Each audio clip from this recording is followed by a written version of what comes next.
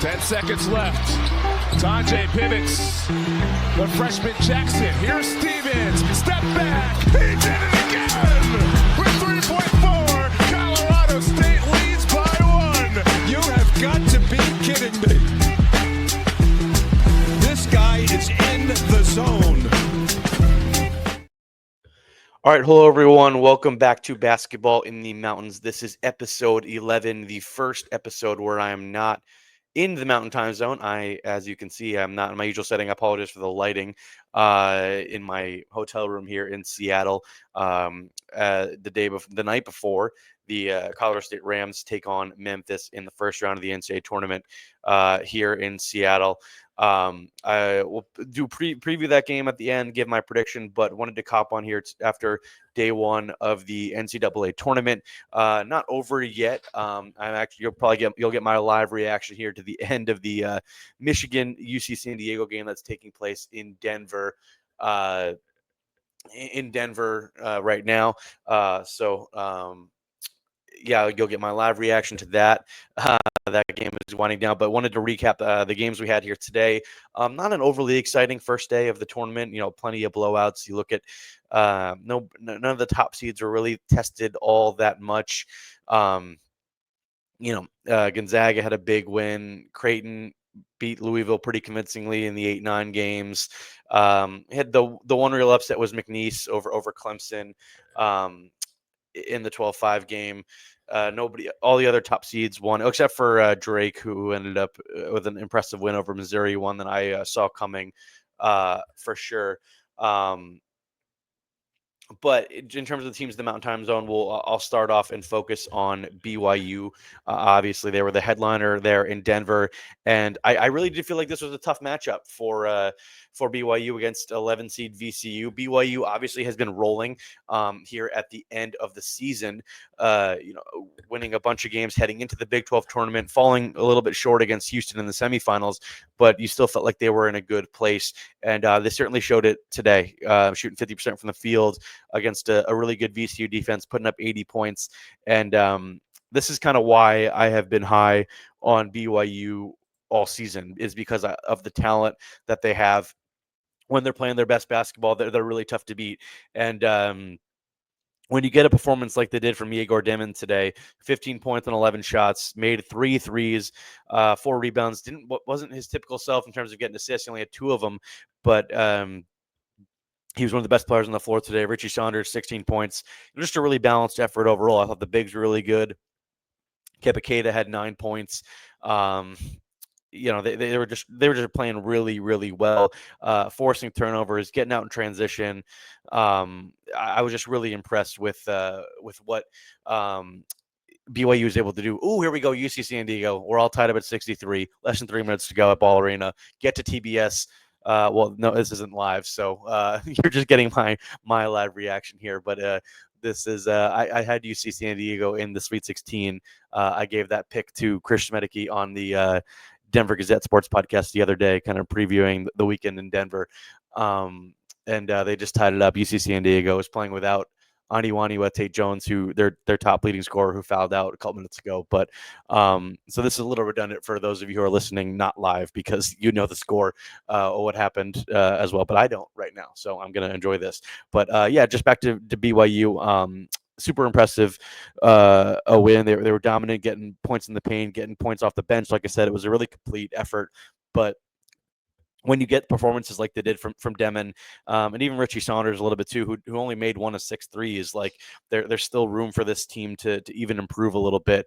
And that matchup they will have against Wisconsin in the second round will be a fascinating one, because Wisconsin, I was a little bit concerned about the Montana game. I thought that could have been a little bit of a trap game for these guys who just played 4 games in 4 days last week in Indianapolis at the Big Ten tournament, but they were able to handle their business today. John Tajay was good, and there we go. UC San Diego takes the lead, 65-63, with their first lead of the game, a little under 2.5 minutes to go. This is great stuff at Ball Arena. It always delivers, the NCAA tournament in Denver. Even if some of the games today weren't overly exciting. Like I said, Montana falls to to Wisconsin. Kind of an expected outcome there, but I am looking forward to BYU and Montana on Saturday. At Ball Arena. That should be a fun game, and I think BYU.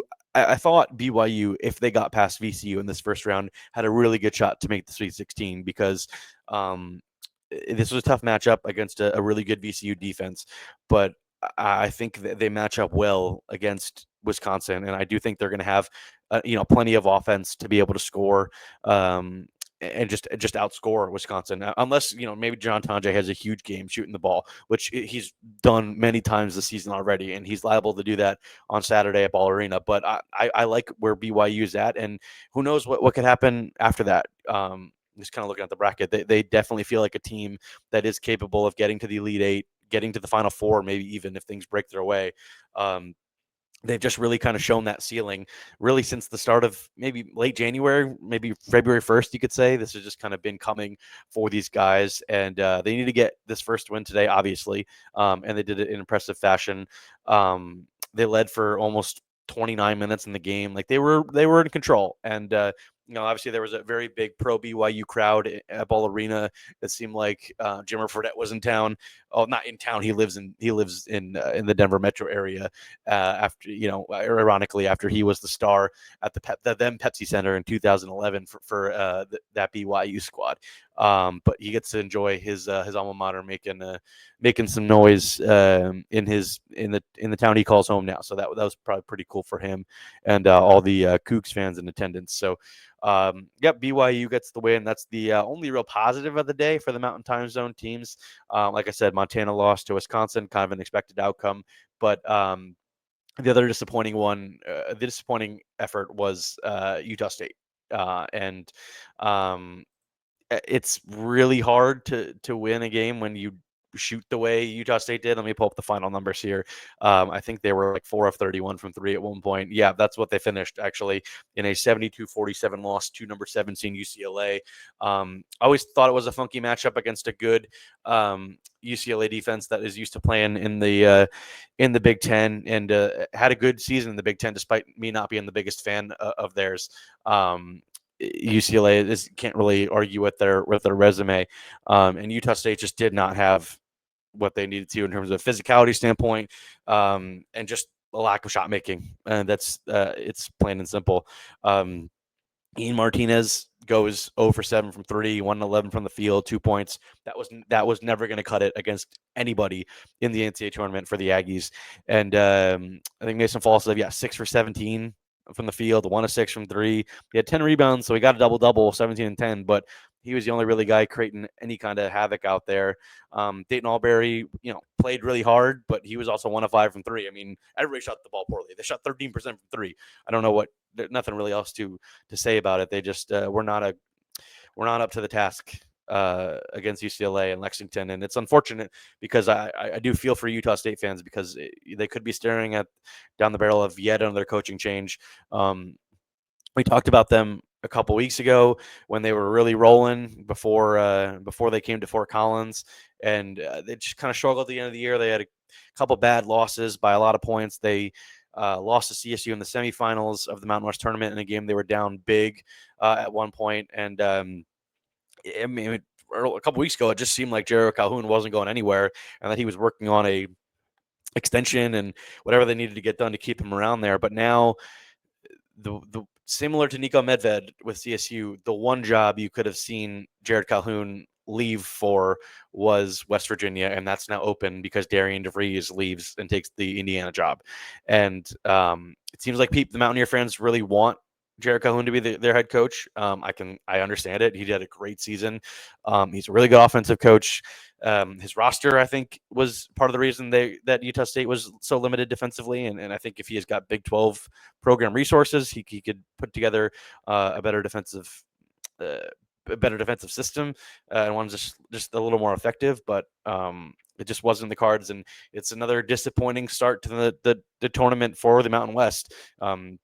San Diego State gets blown out by North Carolina in the first 4 in Dayton. Utah State loses tonight, I said, in a game they weren't really competitive in. Oh, Michigan shot. Oh, rebound. Golden fouled. All right, Michigan going to the free throw line up 66-65 with 19.3 seconds left. Vlad Golden. This is a nail biter that I thought it could be at Ball Arena. But getting back to Utah State, yeah, just a bummer. I mean, they're on their third coach in 3 years. They keep making the NCAA tournament and they keep losing their coach, and it looks like that might happen again. But yeah, yeah, just like I said, I just feel for Utah State fans because I really felt like this team had the capability of making potential to make the second weekend if the matchups fell their way, and they just didn't. They just didn't. You faced up against a really physical, now Big Ten squad. It still feels weird to say that against UCLA, but that's kind of the identity Mick Cronin's team has had this year. They're not really fancy. They don't have any really standout NBA guys like they've had in the past. They just kind of work hard and get the job done. And they held Utah State at 30% from the field, and like I said, 13% from three. And just a game they really weren't ever really competitive in. Mason False-Lev had a chance to hit a three at the end of the first half that would have cut it to 8, and I felt like I was watching some games at a bar with some people here in Seattle, and I felt like if that had gone down, they would have had a shot in the second half, but it didn't, and I thought the game was over right then and there, and it was. So that's slightly disappointing, but all right, here we got the final play here. Michigan, UC San Diego. Michigan up 68-65. What does UC San Diego have a drawn up? Dribbling around the perimeter. Hoist up a three. No good. Michigan wins. That's a bummer. I had UC San Diego go in the Sweet 16. I really thought they could do it, but Dusty May's Wolverines pull it out. What a fun day at Ball Arena. Texas A&M was the other game. They held off Yale. Just too much talent in the end in that game. Just watching that, but UC San Diego delivered. Felt bad for the Tritons. Really felt like they could have been the darlings of this tournament. They're a really solid team. They're not your typical Cinderella that lucked into their way here. 30-win season, and they deserve to be where they were. And credit to them for coming back. They shot the ball poorly throughout much of the night. Were able to claw their way back into it. Had a shot to tie it at the end. Not able to get it to go. So bummer for those guys. But now we get a good Michigan versus Texas A&M game on Saturday at Ball Arena as well. So 2 really good games. Like I said, no upsets, but I think the matchups will be really good on Saturday. And just quickly before wrapping up here, just a quick solo episode, because this episode isn't going to have a ton of short life because it is 9:18 Pacific time right now as I'm recording this. Still got a couple games going right now. I think there's just one game left. I think, Texas Tech in a barn burners with UNC Wilmington. They're only up 4 with a little under 10 minutes to go. So that would be interesting. I think Texas Tech has Final Four potential, but if they lose to 14 seed UNC Wilmington, that would be a little bit pretty stunning to me. But yeah, just wanted to quickly preview and give my prediction for CSU and Memphis for Friday morning here in the Pacific time zone. It's 11 a.m., but it'll tip off at noon in the Mountain time zone on TBS. So yeah, if anybody, I'm not sure if everybody saw it today, but Tyrese Hunter, the third leading scorer and the best perimeter defender, I would say, for Memphis, is not going to play tomorrow. He injured his foot in the AAC semifinals and told reporters in the locker room today that he will not play on Friday, which is just a big blow for the Tigers. And I kind of already felt like CSU had a really good chance to win the game, and that's why I'm picking them now. I really do feel like this game is there for the taking. It's not an upset by any means, despite it being a 12-5 game. CSU's favored in this game, and I think they should be at this point with just how they've been playing the last month. Like we've talked about many times, 10 wins in a row, won the Mountain West tournament.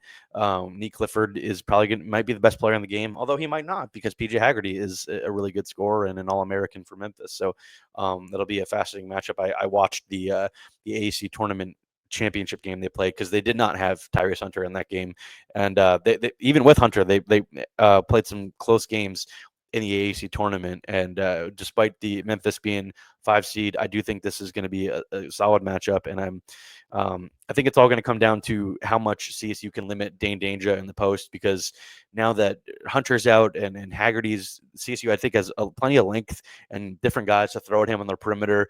I think Ethan Morton will get the bulk of that work covering him. He's got really good athlete, great defender, great length. And you don't want to. I think Nick Clifford will get him a little bit, but you don't want to risk him getting in foul trouble because Haggerty is a savvy player, good at getting to the line, and he makes his free throws when he gets there, which is part of the reason why he averages close to 20 points per game. So you'll see Ethan Morton, Nick Clifford, Jalen Lake. I think all those guys will get shots to guard Haggerty in the game. But I think the game will come down to how much of an impact Dane Danger has in the post for the Tigers. He's obviously a veteran player, like I've talked about before. Was at Illinois, and he's could be a double kind of guy. And I mean, but CSU's got 4 young bigs that they can throw at him with 5 fouls each, and you're going to want to be aggressive with them and make him work for everything, whether it's Rashawn Bemba, who will probably start on him. Jalen Crocker-Johnson will probably guard him at some point. Same for Nikola Joppa coming off the bench. We'll see how much Kyle Jorgensen, the freshman, plays as well. But if Dane Danger has a really big game, and I'm talking 23 and 13 with 4 or 5 offensive rebounds, then CSU could be in trouble. But if they're able to limit his impact and make him work for everything, something like 18 points on 14 shots and limit his offensive rebounds, then I think CSU is going to be in a good shot. They've been shooting the ball well. And obviously, if they don't shoot the ball well and they have just a historically, not historically bad, but just one of their worst shooting performances of the season, which we've seen happen in March Madness, it happened all day today. If CSU has one of those games, they also probably won't win. But I'm confident in what they've been able to do so far, or the last couple of weeks, and I feel like they'll be able to keep it rolling and at least get to Sunday to play against likely Maryland. I feel like we'll get past Grand Canyon. But even then, I think CSU still has a decent chance to get to the Sweet 16. I think they're that good, and I think neither of these matchups would be overwhelming for the Rams. And despite obvious talk of Nico Medved probably taking the Maryland job as soon as the CSU season is over, I don't think that's affected them at all. I mean, even look at the team you really would have thought it would be affecting, the coaching rumors, that is, and that's McNeese State, who Will Wade has openly basically already taken the NC State job, and they're able to upset Clemson today in one of the best defensive performances I've seen, at least for 35 minutes of basketball. Clemson made it a game at the end, but at least for 35 minutes of basketball, McNeese put together an incredible defensive performance in that game to get them a win in the 12-5 game. And Will Wade was really fired up after it, really fired up for the McNeese fans, despite the fact that he's obviously taking the NC State job as soon as this season is over. I think CSU's in a similar spot. Like Nico Medved is here until he's not, and he's going to put everything he has into this game tomorrow on Friday morning, or afternoon, whatever you want to say. And then once the end of the season comes, whether that's Friday, Sunday, or maybe next weekend. Who knows? But I do have the Rams winning tomorrow. I think my official prediction in the Denver Gazette, which you can check out, is 73-66. I've got a ton of preview content. If you're interested in more stuff, I had a big feature on Nico Medved in today's Denver Gazette Thursday, and just kind of about what makes him special. Different people got some different good stuff from different people about Nico. Ethan Morton had some good stuff in there. Same for CSU AD John Weber, all the people that have been around Nico, and just kind of explaining why he is wired the way he is and what makes him so special as a coach, as a person, all that stuff. I thought there was some really good stuff in there.